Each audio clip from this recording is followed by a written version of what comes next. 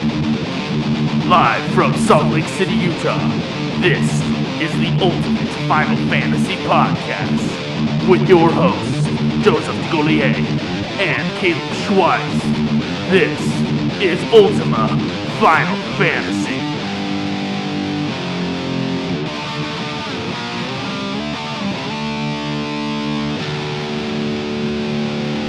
Welcome to another episode of Ultima Final Fantasy, the Ultimate Final Fantasy Podcast. I am your host, Caleb. And I am Joe. And today we are going to start this off by reading our most recent review on iTunes from one known as SodaPop1234.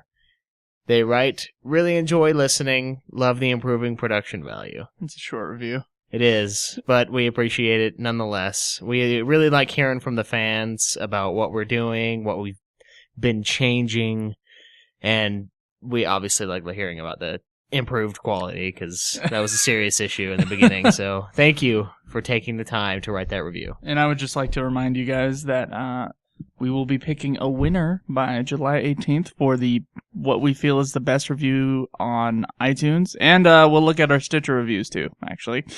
And, whichever one we pick by July 18th, they will win a free 1,000 Needles mug.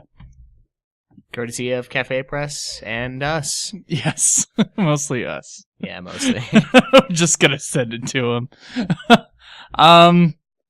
Okay, so let's, should we move on to news? Yeah. Let's move on to news. News.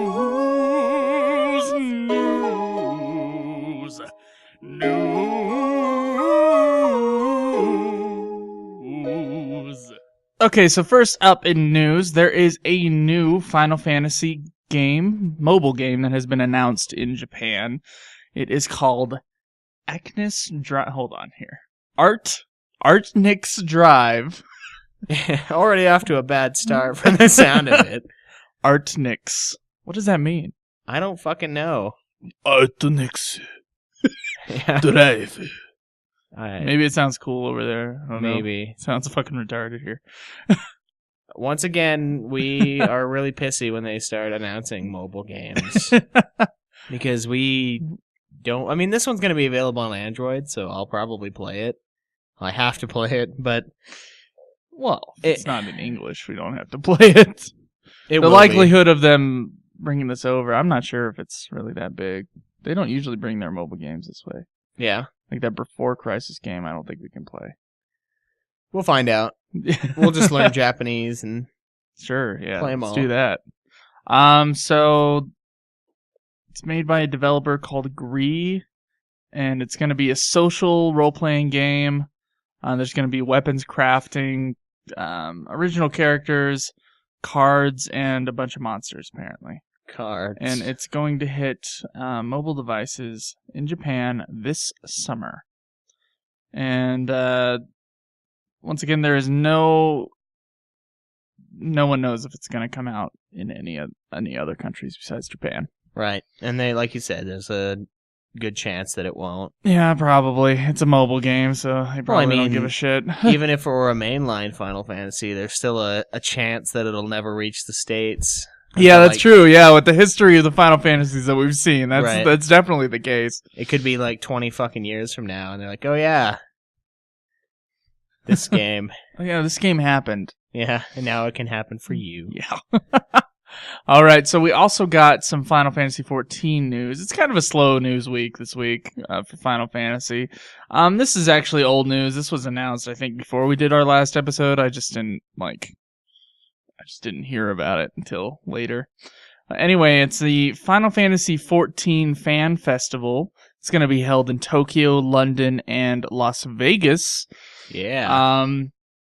For anyone who wants to go, I think the tickets are like $100-something. I think they're like $120. I'm not sure if that's per day or Fucking for the whole weekend. But the dates are October 17th, 18th, and 19th, and we're pretty certain that we're gonna go. Yeah. So all you fans that want to meet us will be there. Are you fan? And I will be drinking heavily, I'm sure. Yeah. It's a good excuse to go to Vegas in October. Oh, yeah. And Vegas is just a few hours drive from here. So Right. yeah, we're So probably as gonna long as fucking it's go not to that. $120 a day, we'll be there. Yeah, if it's 120 for the weekend, we'll definitely be there. 120 a day, we'll have to think about it. There's also some news that's going to be happening at the fan festival. They are going to announce Final Fantasy XIV's first expansion pack in October at the fan festival. Right. Which is sweet because they're already expanding on 14 all the time. So this is probably going to be a giant fucking expansion if it's something that they're going to be all secretive about until this thing. Plus, it gives you an incentive to go. And they're probably going to, kill anyone that tries to leak it over the internet. Yeah. They'll hunt him down and assassinate him. Anyway, on their only. On their very empty website here, they have some stuff that they're advertising saying exciting in-game activities, live entertainment, exclusive announcements, which we all know what that is, contest giveaways, and guaranteed loot. Loot is guaranteed. I enjoy loot. I wonder if we have to sell it into the bazaar and we get like rare items out of it. Yeah. Like in 12. There's also going to have development panels and Q&A sessions. And this last one says, and more. Oh, God. The Q&A sessions are going to be sweet. I'm going to be, like, raising them over every little thing. Like, why? Why this mobile game? What's the motivation? Oh, they don't here? know anything about this. This is the Final Fantasy XIV team. Oh. Yeah. It's not even, well, they're going to be affiliated somewhat. Yeah. No, I wouldn't be asked. It's all going to be about 14. This whole festival is going to be about 14. Fine, I won't. So we got to play some more 14 before we go. Much more 14. But yeah, as far as news, that seems to be about it. Kind of a slow week for news. Yeah, slow week. Final Fantasy. So yeah. So anyway, we're gonna move on to our discussion this week. This is actually gonna probably be kind of a long episode. We are going to be talking about Hironobu Sakaguchi in his podcast biography that I wrote, and we're gonna go through. So.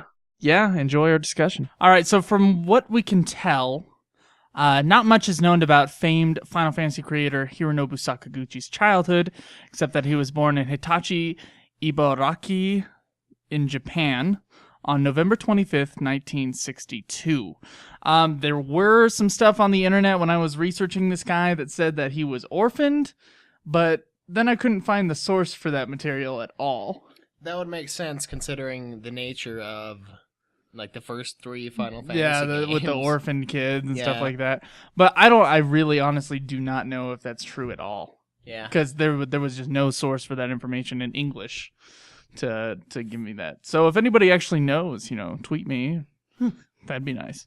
Anything past that though, his whole childhood, can't find any fucking information at all. Right. And also, in 1983, mid-semester, when he was studying electrical engineering at Yokohama National University, him and a friend, Hiromichi Tanaka, who's dropped the creator of 11 and 14. Right, yeah.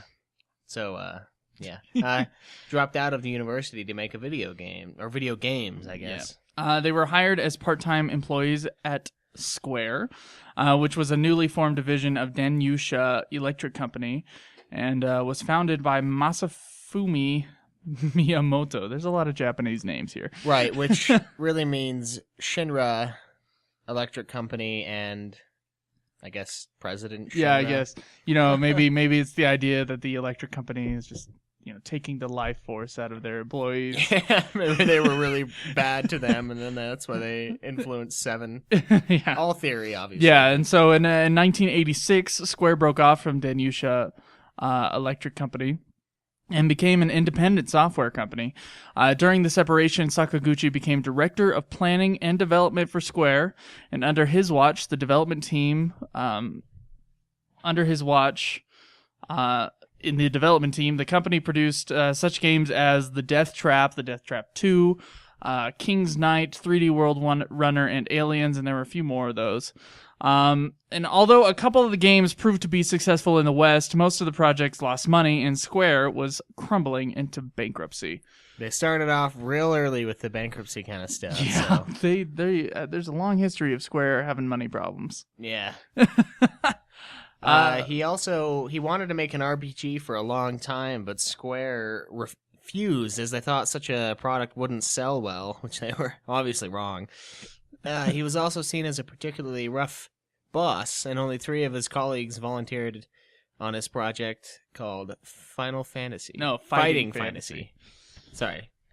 So yeah, apparently it had this idea for this RPG. He was calling it Fighting Fantasy, and they just wouldn't allow it because they thought it wouldn't sell. And apparently only 3 people would volunteer to be on this project because he's an incredibly hard man to work with. And it's really interesting when you look at like careers of really successful people. Hardly any of them are easy to work with. Right. Steven Spielberg is kind of easy to work with. That's what I've heard. Which is a rarity. I've heard he's nice. I've heard Ang Lee's really nice. And Joss Whedon. But David Fincher, Stanley Kubrick. Yeah, they're fucking assholes. Yeah. Anyway. Let's see. As a last-ditch effort after the success of the game Dragon Quest, the company did finally set up Hironobu Sakaguchi to helm one last game to save the company, and everybody knows the story. Right. Thinking that it would be a final video game, his final video game he would ever work on because he thought it was going to fail, Hironobu Sakaguchi renamed his role-playing game Final Fantasy instead of Fighting Fantasy. And he famously stated, I don't think I have what it takes to make an action game. I think I'm better at telling a story. Which is interesting, considering the first 3 fucking games don't have a story. Hey now. They don't have a decent story. 4 has an excellent for story. a NES game, they are very decent stories. You can't say that. For a NES game. I agree with you that now they are not decent stories. And it's not like storytelling wasn't around 20 years ago. Shakespeare was a while ago. Yeah, and he wrote Shakespeare good was, stories. What is that, 1500s? Yeah. Sorry, I mean. Not that he should be compared with William Shakespeare. No. But we're just stating that stories existed. Exactly. So. Yeah, it's funny when people are like, including us, including myself, just barely, it's like, back then, let's look at movies from like the 1930s. Go back then, movies weren't as sophisticated story-wise, and it's just not true. Yeah. It's just not true. They had all those storytelling techniques have been around Right. for ages. Could have there this. are popularized ways of telling stories that move along with time. And that's there, but it's not that it's less sophisticated, it's just different. Yeah, and I mean, video games are meant to be more entertainment, and I think that might have been part of the reason why the story definitely. wasn't Video all there. games were not story-based at all. Yeah, now back it's like then. we're reading a fucking book. Sometimes. Fantasies. With the Final Fantasies, that's Not a definitely bad true. thing, but I mean, that's kind of how it feels. in a With way. like a Metal Gear Solid game, it's like a movie. Yeah, it's like you a know? movie. Especially 4 on. It's just, or 3 actually on. Yeah. It's freaking hours of cutscenes. Yep. So Square initially forecasted the game to sell about 200,000 copies, but Sakaguchi was convinced that the game could do better, and he was right. I didn't write this down, but the game eventually sold 500,000 copies. After the first copies arrived for the game at the production facility, Sakaguchi took the ROMs to every single publication at the time, and he successfully did his own PR campaign for the game. Which is awesome, and we're going to have to totally do for a podcast. Yeah, apparently. The game proved to be a hit, and it also pulled Square out of the financial troubles and spawned a series so good that today some weekly podcasts are devoted entirely to it. Hironobu Sakaguchi said about his series, "After switching over to the Famicom, there was a time when I wasn't happy with anything I was creating. I thought of retiring from the game industry, and I created Final Fantasy as my final project. That's why the title includes the word final for me. The title Final Fantasy reflects my emotional state at the time and the feeling that time had stopped. They say that technologically, and I'm not sure if this is correct, they say that technologically it's good to keep going, and each time we give it our all and expend our skills and energy until we can go no further. This is what I consider to be the Final Fantasy. The stories and characters change each time. This is because stories tend to limit a world, and I think by changing these aspects and creating new material for each title, we try to show our full potential. In a way, you can say that it serves as a type of challenge for us. And he says that in the little behind-the-scenes thing of Final Fantasy X called Beyond Final Fantasy, by the way. Yeah, and that's one of the things I really like about Final Fantasy is they're not really connecting. And even if they are, it's extremely loosely, unless it's obviously a spin-off or a sequel. Like 7 and 10's connection, which we'll get to in another episode, I'm sure. It exists, but it's very little, and it doesn't even matter almost. Yeah, it doesn't. Hironobu followed his success of Final Fantasy with Final Fantasy II less than a year later. To make way for a larger production staff, Sakaguchi took on the role of director, and with no good ideas for a direct sequel to the original, Final Fantasy II consisted of an entirely new story in a universe unrelated to that of the first game. And the game was built around the story instead of the other way around, which I think is true. We recognize that with number 2. We did discuss that. Sakaguchi is said to have created the main plot for the game, and the writing was filled in by Kenji Terada, who would later novelize the game in Japan. Right. I wish there was more novelizations of the Final Fantasy games. That would be cool, yeah. I'm sick of the fucking Diablo 2 shit when I go to Barnes & Noble or something. Yeah, it's fan fiction. It's too much. It's like you would think that Final Fantasy would be prime. For novelization. Final Fantasy and Star Wars, but Star Wars is obviously they've already been novelized. Yeah, by a shitload. Yeah, even the original movies were novelized. Right. So yeah, he kept his role as director for the next game in the series, Final Fantasy III, and with the advent of the Super NES, Square decided to make 2 Final Fantasy games at the same time, one for the NES and one for the Super NES. Stupid idea, but the 2 games were going to be Final Fantasy IV and Final Fantasy V, respectively. But due to financial and scheduling issues, obviously, the NES Final Fantasy IV was scrapped, and all resources went to what was then Final Fantasy V. Hironobu Sakaguchi stated on the lost NES Final Fantasy. The NES version was approximately 80% complete, and certain ideas were reused for the Super NES version. Initial ideas for the game were created by Sakaguchi, including the entire story, and many today feel like the series really hit its stride in telling dramatic stories with Final Fantasy IV, and we totally agree with that. We agree. It was in 1991 that he became vice president of Square, and when he began working on the next game in the series. Hironobu Sakaguchi stated that before Final Fantasy IX, Final Fantasy V was his favorite of the series, and fittingly, it would be the last Final Fantasy game he would direct. As the Final Fantasies became more and more popular, Sakaguchi took on a less direct role. For Final Fantasy VI, VII, and IX, he was responsible for writing the original story, and he executive produced Final Fantasies VI, VII, VIII, IX, X, X-2, and XI. Work began on Final Fantasy VI immediately after the release of V, and only took a year to make one of the most epic, sweeping RPGs ever created. About Hironobu's reaction to the game, Nobuo Uematsu stated... Nobuo Uematsu, he's the musical composer for most of the Final Fantasy games. Most people are probably going to know that. Alright, so he stated, I still remember when, during the launch party for Final Fantasy VI, the notoriously unforgiving Mr. Sakaguchi gave a speech. He says... Thanks to every one of you. We have created the best game in the world. No, the universe. Thank you. It was in 1995 that Sakaguchi stepped up as the president of Square, and he stayed as president throughout the PlayStation era of the Final Fantasy games. For Final Fantasy VII, Sakaguchi originally wanted the story to take place in New York City, but that was, of course, scrapped, and along with the idea for Sorceress Idea, which was obviously used in 8 later, which is good that it wasn't in 7. That it wasn't in 7. Yeah, that would have been... The original story by Hironobu turned out to be a very different than the finished product. It was a detective story that included a hot-blooded character named Detective Joe, who was chasing the people who blew up the city of Midgar.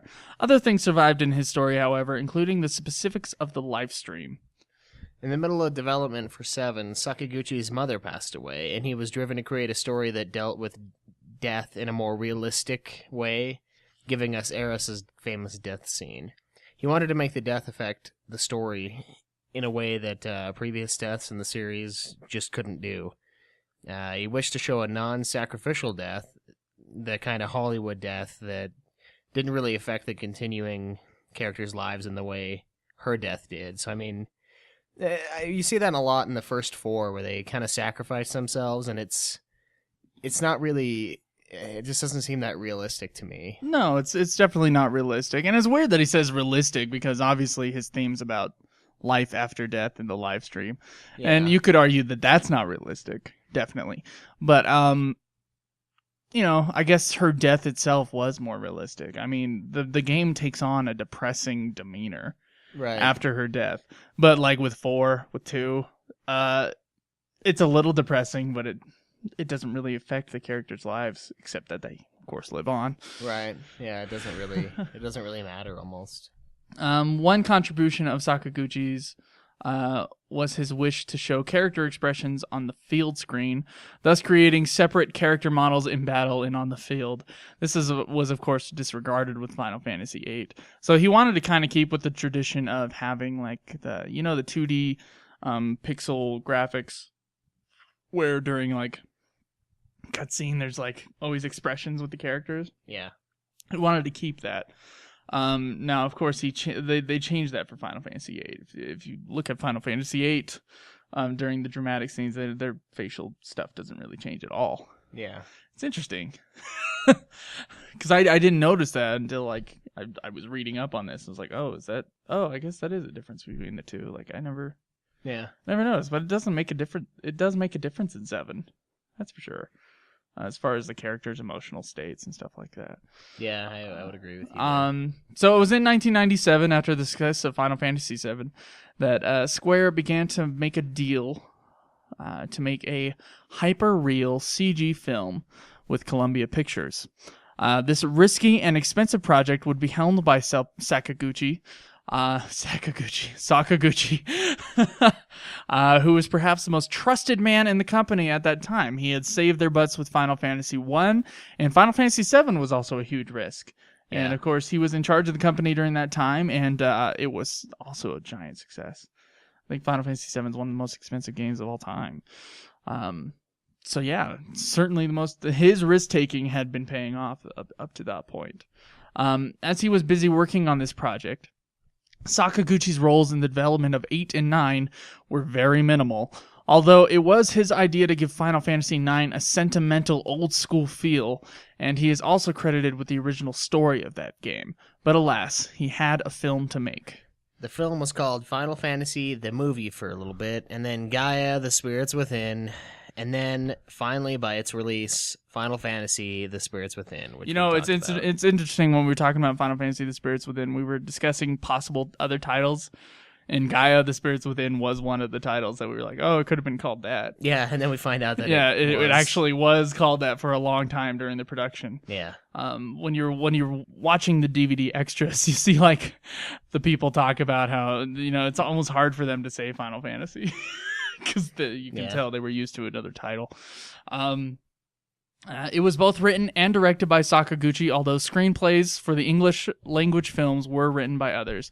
Once again, a Final Fantasy was inspired by the idea of life after death, and Hironobu stated he was pleased with the film and wouldn't change a thing if he could. However, there was trouble in the air shortly before the release of the film. After the first quarterly loss the company had since it went public, Sakaguchi stepped down as president. The company's financial troubles weren't over, however, and in July 2001, when the $137 million film was released, Square lost around $94 million overall. And that number is correct. The cost of the film's production does not include things like marketing and research. And this caused the merger between Square and Enix to be postponed. I mean, that's how big this loss was. Yeah, it was huge. Yep. Spirits Within became the second biggest box office bomb at the time, and now stands at number 7 after 47 Ronin, Mars Needs Moms, the 13th Warrior, which was the record holder at the time of Final Fantasy release. the Lone Ranger, R.I.P.D., and John Carter. Man, most of those are really recent. That's really shitty. Most for of the them movie are industry. Disney too. Yeah, a couple So of those Disney's are. making some good financial decisions and some really bad ones. Yeah. You know?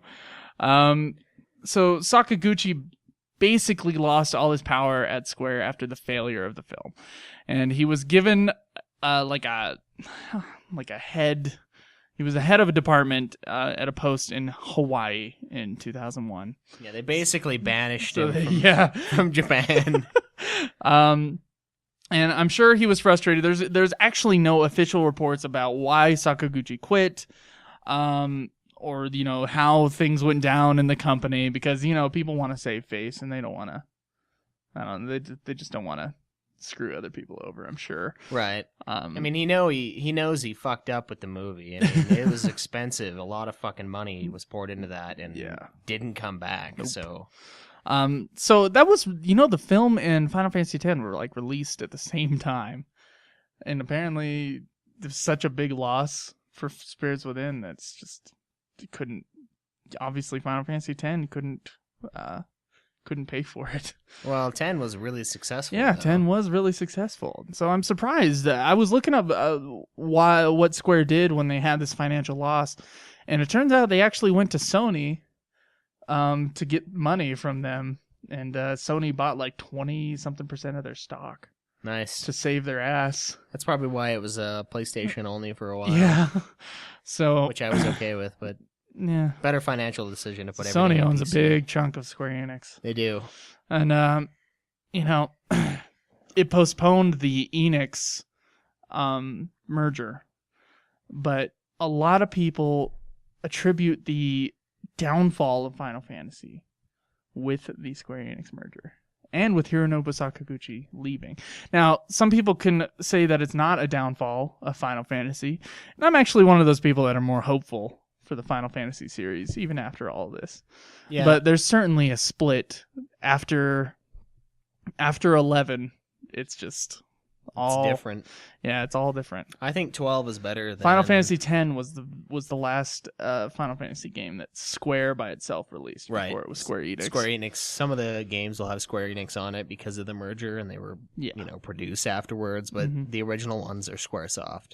Definitely. And yeah, I do feel a difference between the games at that time, but I think 12 is better than the first 3 Final Fantasies. Oh yeah, easily. Oh yeah. Even with 12's issues. It's like they were learning how to do the Final Fantasy I agree. games. It's Final not, Fantasy was trying to find itself. It's not fair to start judging 12 until you get to 4, and then it's kind of fair. Like 5, I'm going to be okay putting below 12, but 4, probably not at this point. I know you love 12 a lot. I do, but yeah, when I think back on the story, I don't fucking remember anything. Like, I remember the king gets... There's judges. There's judges. There's people that get killed. There's a lot of kills. Like, the king or the prince or someone dies in the very beginning.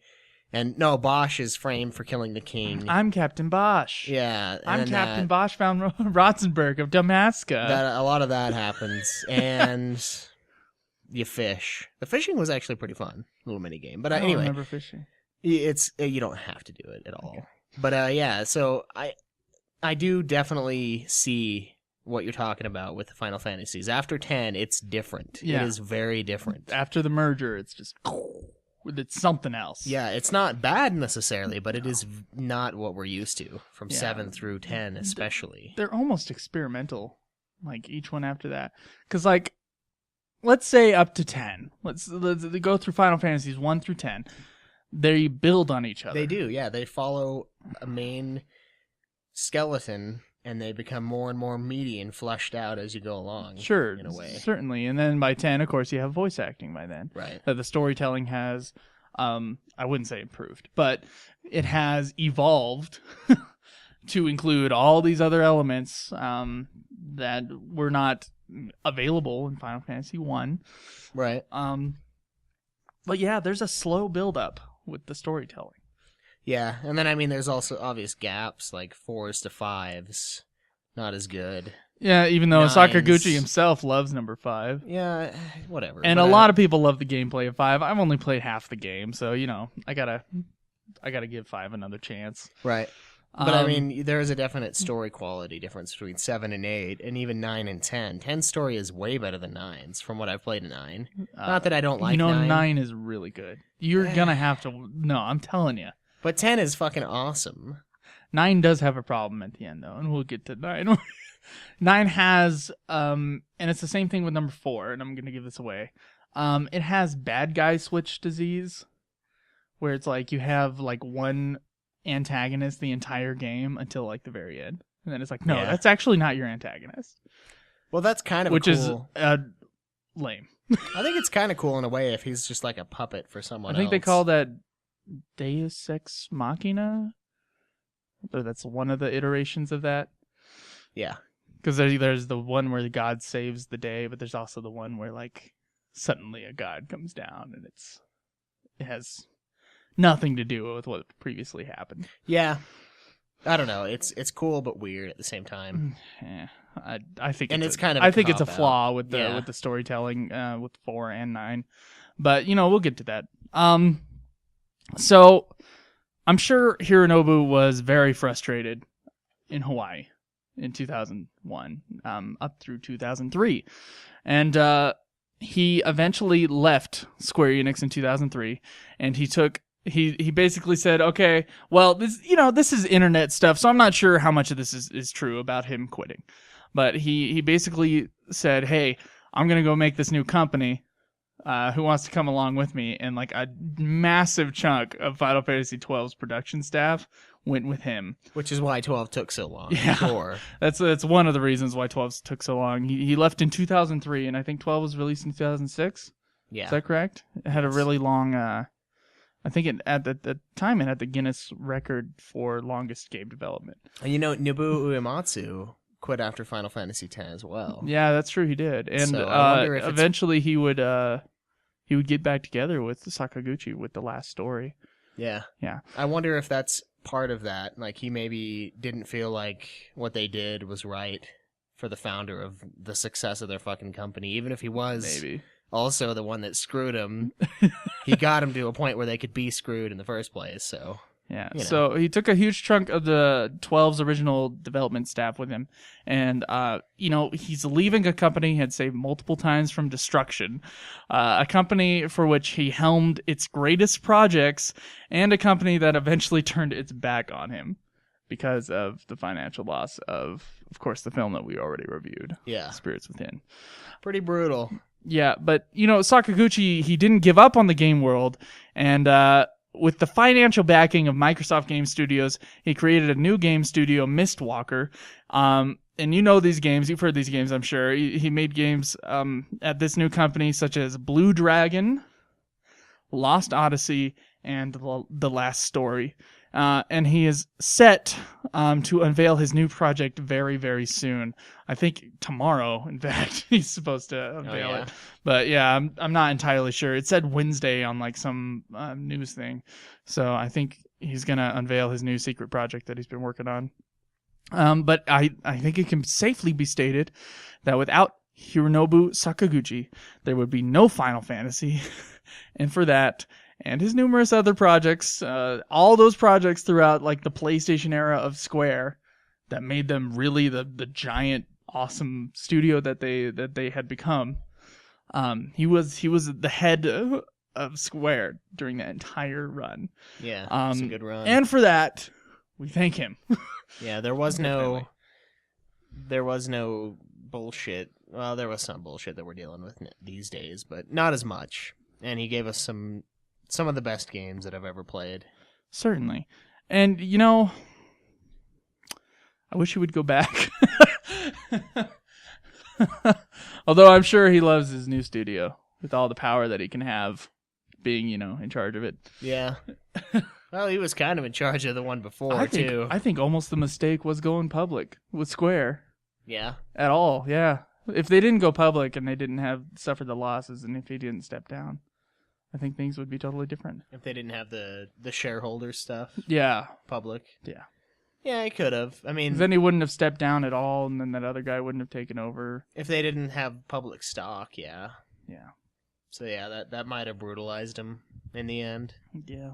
But that's a good way to get investment money. I mean, that's true. To throw into a movie that's not going to earn anything. You know what sucks is that movie's not bad. No, it isn't. That movie's not bad at all. And Advent Children is so much worse. Yeah, it is.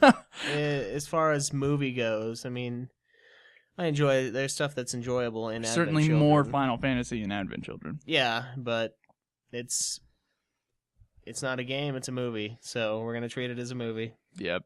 And it's not a good movie. It's not a good movie at all. We all own it, but... Yeah, we all, every single one of us. Yeah, our friends own it. Yeah. There's like 4 copies in this house. We right like it enough to own the movie, but you know, the quality is certainly not as good with Spirits Within. Yeah. There was a real movie with Spirits Within. And real emotional content. Yeah, which you don't get.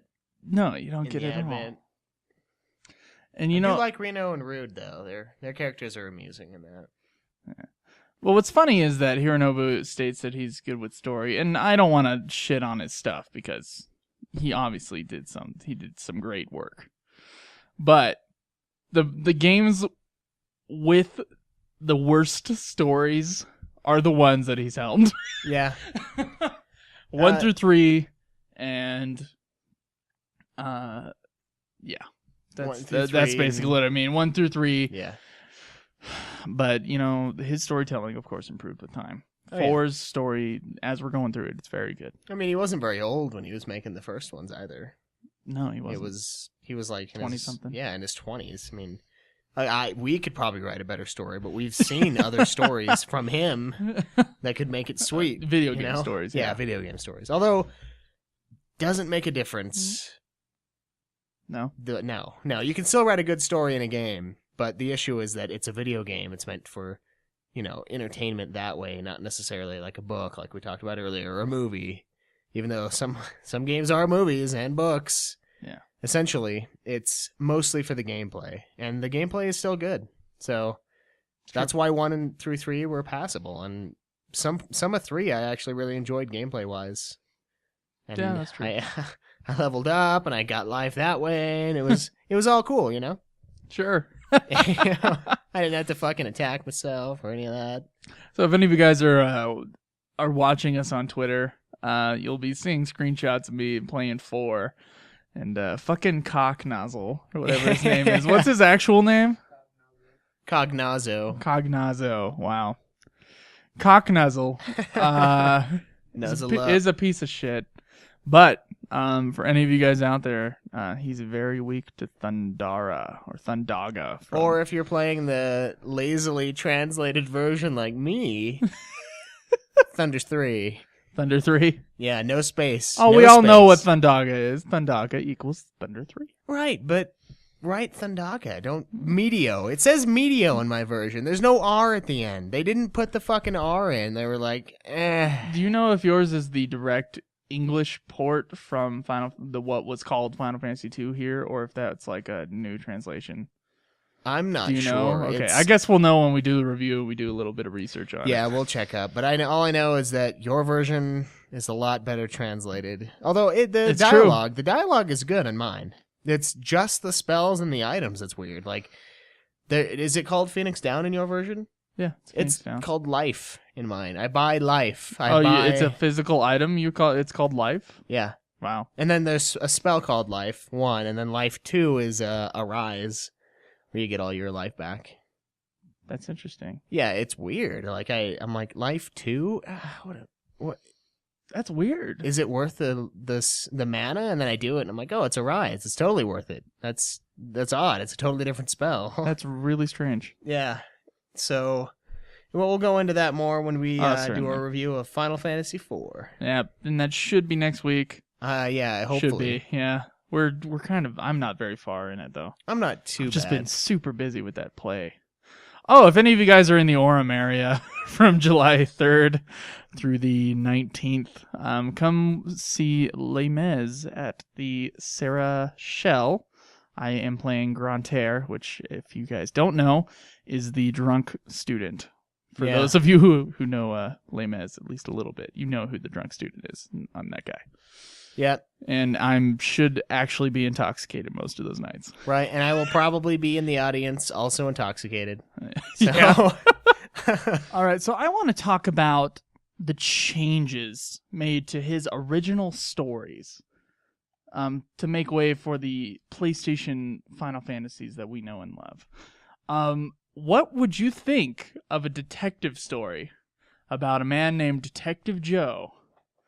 Throughout, I think it said the first half of the Final Fantasy VII would be about Detective Joe, and Detective Joe was going to find the people, the main characters who blew up Midgar at the beginning of the game. What would you think about that? It'd be really fucking weird. I know that. From what we know, yeah. That sounds like nothing that I've ever even thought of when I played 7. I'm like, if I were a detective, it's going to be a lot better right now. Never once had that feeling. No? Yeah, so I don't know. I don't know how the game would play out. I mean, if that were a section and then you played 7 afterwards, I think that would feel extremely disconnected. It's funny, though, that was also with his draft that it was taking place in New York City. So he would make up the city of Midgar, which they would explode. And then have a guy named Detective Joe chase after them, I guess, in modern-day New York. It wasn't even a futuristic New York or anything.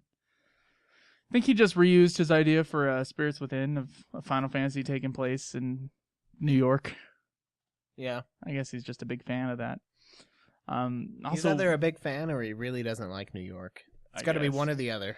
I would love to see what the exact outline for the stories would have been previously before the game was fully developed for any of these games. Yeah, we should maybe... Because where would a sorceress reside in his New York Detective Joe inspired Final Fantasy VII? If it's going to be modern day New York, there aren't any sorceresses. There aren't any sorceresses, but it is Final Fantasy, so there would be fantasy in modern day New York. True. Or 1997 New York. Yeah. I don't know. The trade centers would still be there. Yeah, that's true. You'd probably have a boss battle on there. I bet you would. And how inappropriate that would be. Yeah, right now. Well, 2001 especially. Oh, yeah. It'd be like, I can't play that game. Yeah. Oh, man, that reminds me. So when I was a kid, I used to watch Godzilla movies all the time. And after September 11th, I don't know, my mom, really couldn't stand it, and it's really hard to watch a Godzilla movie right after September 11th. Even when you're a kid, it's just rough. Yeah. So, it's funny, do you remember, back 2001, 2002 area, there wasn't, violent media was just not looked upon well after that. Yeah, it was pretty rough. And, video games, they took a big hit from that era. There was a lot of pressure in the government to really, really crack down on games, which I don't agree with. I agree with freedom. It's not like Final Fantasy was part of that, though. No, it wasn't a super violent game. No, it's half the time I don't even understand how they're rated teen. I'm like, how? It's a little pixel man. They don't bleed. They don't swear. The swearing's and all symbolized text. Yeah, there was shit, I think, in 7. I think 7 in 7 and the prostitution ring. I think that could be rated teen. The prostitution ring was awesome. Final Fantasy 8 though, why is that rated? Bumble over, little bees. The hum. The scene I've seen. I've never actually played the part where Cloud is surrounded by the shirtless men, and he's being cornered. I've never actually been able to play that part, but that looks disgusting. You've never played it? No, I've never hit that scene. How? I think there's a bunch of optional stuff to do in that part, and I just never hit that one. I've always wanted to, though. I've done it every time. Are you serious? Yeah, I didn't know you couldn't do it. I don't know what I've been doing wrong then. I guess I'm picking the wrong person to be the prostitute or something. I don't know. Oh, maybe. It's pretty funny, though. They're like zombies coming for you, and you're like, no! It looks like a gang rape. Yeah. It would have been. I wonder if that was in Hironobu Sakaguchi's original draft. the actual rape scene? Yeah. So the director of the game is actually the one, and his name escapes me right now. He's the one whose idea it was for them to be following Sephiroth for most of the game. where it was like Sephiroth would do damage in some city or to the snake or something, and then you would The snake would be alive. You would follow Sephiroth along the way. I think that's very interesting. The game is totally different than Sakaguchi's original first draft. Yeah, and for the better from what what little bit we can pick out of it. Certainly. That's not to say that his version wouldn't have been a good game. It certainly would have been weird to have a modern day New York Final Fantasy, though. I think that's inappropriate for the series. Yeah, it doesn't really because make you're sense. making up all these worlds for all these games. They're all different worlds, and then just for one, it's modern day New York. Yeah, if you were gonna do that, you would have to do it something like, I don't know, kind of like how in The Matrix, where it's like something that exists, but only a select few people know it exists, aka the people that aren't being fucking harvested. Sure. Know about the program to fight back. But it would have to be something kind of like that, like a sort of alternate reality that exists within our world. Sure. But that wouldn't make any sense compared to the last 6 games or the ones after that. It would just be a totally disconnected game from the series, which is kind of the point. But that's a little too far. It should be completely made up worlds, I think. Yeah. Something new to explore, not just the fucking pigeon-infested New York City. There'd be a lot of pigeons in 7. Yeah, it'd be like a John Woo film. Yeah. Cloud would walk around a corner and a bunch of pigeons would fly. Yeah. That'd be sweet. That would be pretty awesome, actually. Oh, man. So, yeah, I guess he didn't write much of the story for 8, so we can't really blame the story on 8 on him. Yeah, we'll have to find someone else to corner for that. Yeah. And it was his idea to make 9 like a flashback to the older games in the series, which we're of course playing now. Right. But I read this interview with him when he was talking about Final Fantasy 9, and the reason that they did the flashback thing, that they were gonna go back to making a classic Final Fantasy, they were getting to the end of the PlayStation run. This was going to be the last PlayStation 1 Final Fantasy game. And he felt that because it was before they would get into the 2-digit ring, after 10 and on, it's 2 digits. He felt like there had to be some kind of way to wrap up the first 9 games in the series. And so the way that he did that was by making Final Fantasy 9 almost like a big, giant, sentimental game for the series. And of course, that's why 9 is almost a black sheep, though, later on, though. Because, as you play the Final Fantasy games in order, or as you just look at them in order, they get more, I would like to say dark, but that's not necessarily true. So, yeah, I guess more dark, longer, more epic. Deeper stories, yes. More complicated stories, if anything. But 9 is that one exception. So it's like, the flashback to these old games. And it's interesting when you play 9, it definitely has a very similar feel to the ones that we're playing. So it's like, it's a good looking PlayStation game. Very good looking PlayStation game, but it's also a classic RPG at the same time. Yeah, and the cutscenes in 9 are some of the best. Oh yeah, definitely. They look really good, except for the Queen, the fat-faced blue thing? That doesn't look too great, but everything else in the cutscenes. Well, it's not amazing. like it's her design. It's not. Yeah, the cutscene quality. I hate her design. Great. Well, I hate the character. I hate the character design in 9, pretty much overall. But the little wizard guys look cool.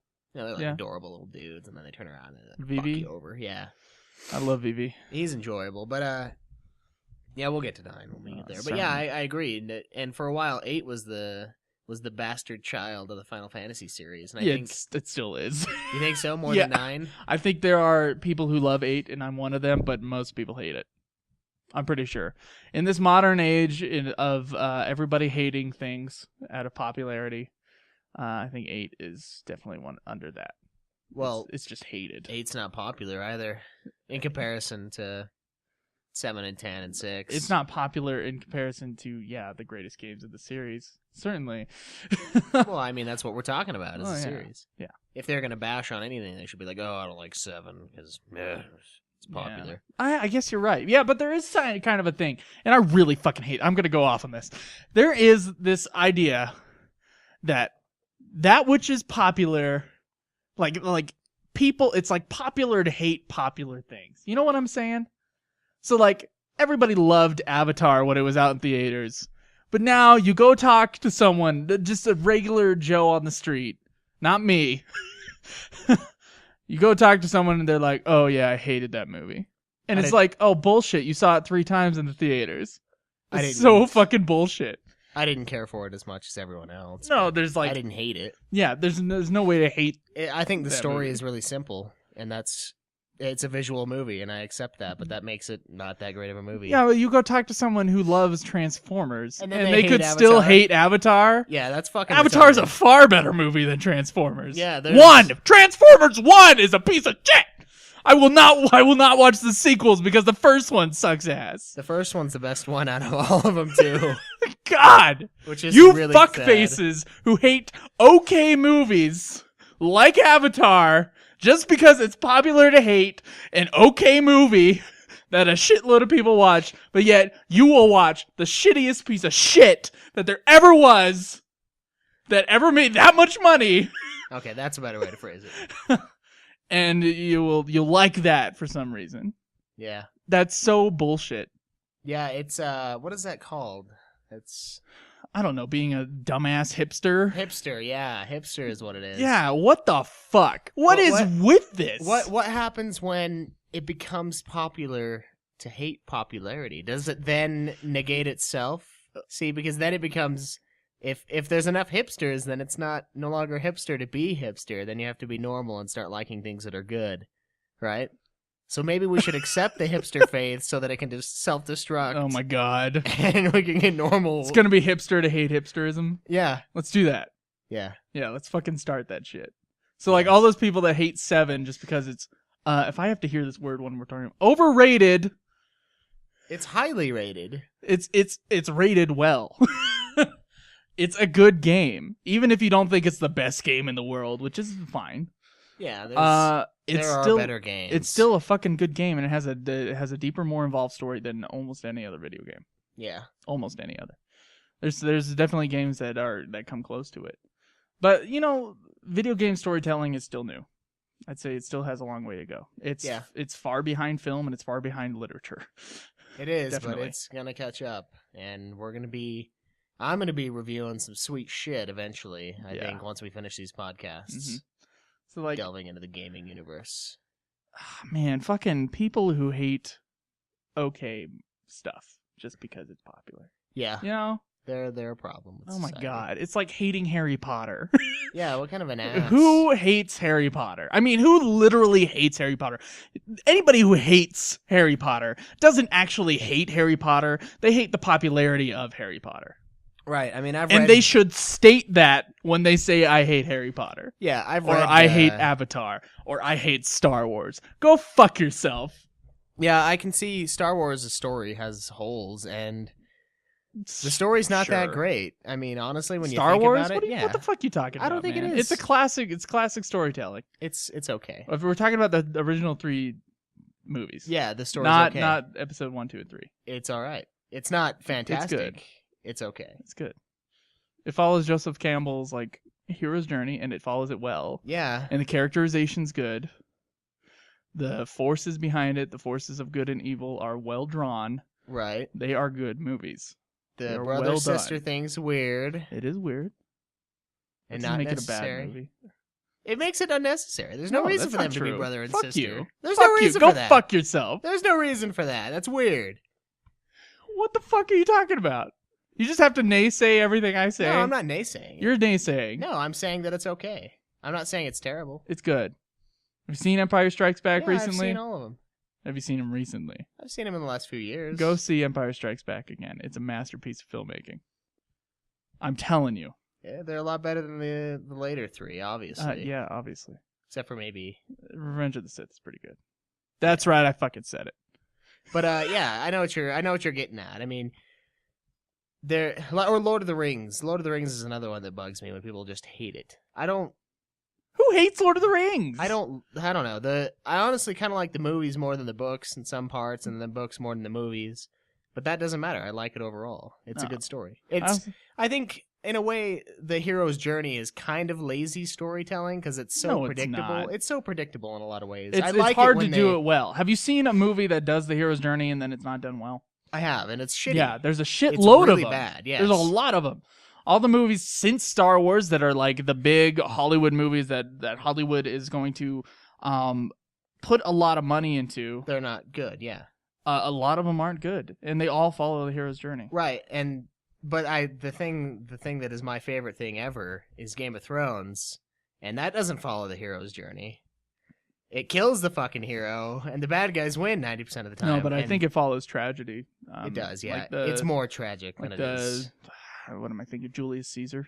Yeah, it follows that a lot thing. more. And I like that because it's like a creative mixture of it all. It's not just the hero's journey. You know, this is the guy that's supposed to be the guider, the guy who guides everybody, like shows everyone where they're going, and this guy's the hero, this guy's the protagonist. I like when it's almost an unknown within the universe and you don't know what's going to happen next. So that's one of the issues I have with Lord of the Rings. Like, it's not a big issue. It's obviously tiny because I still love it. And with Star Wars, it's predictable. And that's kind of what I like about some Final Fantasy games, like the twist in 4, where the end boss isn't the actual bad guy. It's kind of cool. Can I say something? Yeah. Okay, you're saying it's predictable now. And it really is predictable in a way if, you know, someone who studied, back in 1977, if someone studied, like Joseph Campbell, all the hero's journey, all the epic stuff, it is certainly predictable in that way.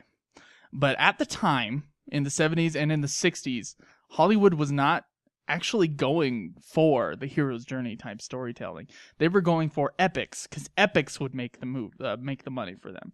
Lawrence of Arabia, Ben-Hur. And though those are hero's journey, they don't exactly follow the same trope as hero's journey. There's like a lot less like magic and shit like that. There's no resurrection or anything like that.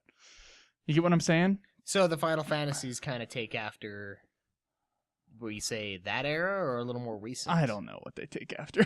Because they're... Some of them are hero's journeys. Some of them are just big epics that move along. Well, some of them have many heroes. They have a bunch of acts, and I think the act structure of those movies the 3-act structure are different than the Final Fantasies. You think so? Certainly, if you made a movie of Final Fantasy VII, it would feel really skewampus if you followed it exactly. Yeah, you could split it in half and make it 3 acts for 2 different movies. Yeah, but so I guess, I don't know. Maybe there's not too much of an influence in. There's influence. There's a Star Wars influence in the fucking Final Fantasy games, like crazy. Obviously. 12. And in 12. Have actually, you seen Final Fantasy 12? With Biggs and Wedge. Biggs and Wedge. Star Wars characters. Final Fantasy 2's entire story, like you were saying. There's a big Star Wars influence there. But Star Wars was, of course, influenced by stuff before that. Obviously, yeah. It's always Anyway, I fucking hate hipsters so much. Yeah. Like, Avatar is a Best Picture nominated film, and it's not because it made a bunch of money. It's because it's a good film. It's well made, if anything. Yeah. It's like well-crafted storytelling. If it's not your cup of tea, that's fine. But don't hate on it just because it's popular and a bunch of people saw it. Yeah. I mean, go rewatch Avatar. Well, and I don't think it was made... It's really not bad. I don't think it was made It's not as good as Hurt Locker. Yeah, I don't think it was necessarily made for the story as much as it was the visuals. Like, it was meant to be a pretty movie. I think it was both. I think James Cameron, he said that script had been around for 10 years before he started making the movie. So the idea of, like, the green message thing and the Native American kind of, like, stuff with that, I think that was all there before. And I think he said that he had written the script and that he was waiting for the technology to catch up for it. This is what he claims. I'm not sure how much of this is true. He was waiting for the technology to catch up with it, and he saw Lord of the Rings, The Two Towers, and he saw the creature Gollum, and he realized, okay, technology's caught up. Yeah. Well, the crazy thing about Gollum in that movie is the guy could almost do most of what Gollum does. He's a freak. It's intense. Andy Serkis. Yeah. That's who you're talking about. Yeah, he's really close to what Gollum did. I mean, some of it's obviously inhuman, like he can't climb down the wall and shit. That'd be sweet. But I could see the hero's journey in most of the Final Fantasy games. Yeah. And like with 12, I think it kind of gets off that boat. 12 doesn't have a main There's character. No main character. Yeah, there's the main character I would say is Vaughn, but then for a while it's Balthier, and then for a while it's Bosch, and then for like 20 minutes it's Fran, and then the Princess Ash. Princess Ash for a while, actually. Yeah. But never Pinello, I don't think. No. She's just there. She is just there. And her weird God, there's problems with 12. Bodysuit thing. You know, I retweeted a tweet that said something about they wish that Balthier had been the main character. I wish that Bosch would have been the main character. That would have been yeah, awesome. I think Bosch had some moments where I was like, oh, okay, cool. And then he kind of just faded away. Yeah, he was a like, badass for a while, and then just, Yeah, I don't get how Vaughn is supposed to be the main character at all. Yeah. Anyway, yeah. Yeah, so I don't know, I don't think there's a fair way to put, like people saying that Sakaguchi's departure from the company is what started the downfall. I don't know about that, because he had his golden age, and maybe this new team, these new guys that are running the show now, will have their golden age eventually too. With You think so? 15, I think so. I think 15 I looks hope like it's going to be a really fucking good 13 game. looked really good too. 13's not bad, yeah. I don't think 13's bad either. Just But way too many cutscenes. Yeah, too many cutscenes and the weird cheese factor. Oh, the weird cheese factors Was in the heavy. rest of the series too. Well, it's not as bad. 13's a lot like 10. Yeah. Let's just 13 is a lot like 10. And all of 10 problems are also all of 13's problems. Just a little bit more because 13 has more cutscenes and more linear. Yeah, it is more linear. So, I wish they would bring back the overworld map and the the airship, but I don't think they're going to be able. I don't think they're going to do that for 15. Yeah, I doubt it. That'd be nice though. Actually, I could see that happening. Overworld You map think so? with really high def graphics. Because I swear, like ever since 11, they've all just been these massive worlds. Massive 13 worlds. maybe have been linear, but it was massive. It was huge. Yeah, 12 was fucking massive too. But 12, it was 12 is the epitome of massive, I would say. And I mean, besides my cock. Yeah. But in 10 and 12, you have the airship, but in 10 you just select where you're going and it drops you off at a certain spot. And it's not the same. It's not as cool as in 1 through 4 where you're flying around, you got to fucking 1 through 9. Yeah, 1 through actually 9. Yeah, you're right. 1 through 9. And you got to kind of jew the airship out of like landing spots. Oh my god. Prop down on a sweet spot, cut down the walking time kind of shit. Yeah. They make it really hard, but there's a few spots that you can kind of cheat. I don't know. That is something about the Final Fantasy games I miss. It's the airship. It's not going to be in 15, though. I can almost guarantee it. Yeah. It's not going to fucking be there. They could have the world map, but they could. I think it's going to be something like 12. Yeah, that could be okay. I like the world map, though. That's one thing I always like, is when I get to the world map, then I start feeling like the game's It's opened started. up. Yeah, it's time. like, oh, okay, this is the fun part. Yeah. I can do whatever I want right now. Yeah, although in the first 4, it's not so fun when I don't know where I need to fucking go. It's, I would say the first 6. Yeah. Yeah. With the first 6, you have this giant area, but of course, you don't know where to go, and there's so many options, but yeah, there's only so many places you can land. Yeah. The first 6 are very planned out as far as where you can land your airship at certain times. Yeah, which is annoying. Very linear in a way. Sure, yeah, I guess. Yeah. It's just hidden, though. You don't know it. 10 is the same way. It's a little bit more hidden than 13. Yeah, one of the things I do love about 12 is the non-linear-esque of it all, which is fun, but it's also really time-consuming sometimes. It's so huge. Because you can just get Like my lost cock. forever in 12. Like, wrong turn, and you're just fucking gone. Man, that one area where it's like copy and paste the whole map, it was like these circle things. You know what I'm talking about when you're in that desert area and all the little like midget things that you're fighting against. when you're on the sands. Yeah. That was a pain in the Fuck ass. that piece of shit place. The only reason you could get through that is the map. Like, without the map, you'd be fucked. Because it all looks the same. It's all the same. It's just It's all one this giant maze. maze thingy. And it's like, Who built that bridge? I don't know. He's like, we can't just have one straight bridge going across. We need different things. Yeah. We need different paths you can take for no reason. I do enjoy the sand ocean, though. It's pretty cool looking. Yeah, I guess, yeah. It's kind of weird that people, like, 12, swim in it. 12 is so massive. Yeah. So massive. You guys, if you don't like 13's linearity, Play 12. play 12. Yeah.